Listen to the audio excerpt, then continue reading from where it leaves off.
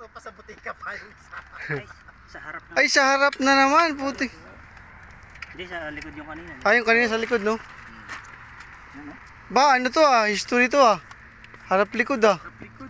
Siyempre, dala-dalawa ba naman pusa? Oh.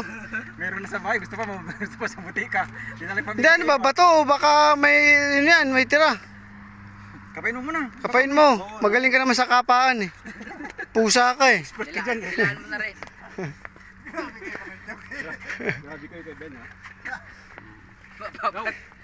Mapaplat din niya kayo. Kung kailan last. Sino naman napakaswerte, 2 piraso, ang linas naman ng kalsada.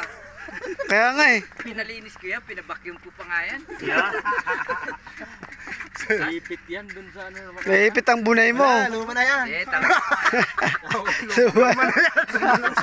Sa loob din naman. ganun talaga pag nasobra na. Huwag kasi masyadong mamusa. Kaya nga eh. Nabalik na eh. Kita mo yung trending sa ano? Saan ba yung hindi na naghiwalay?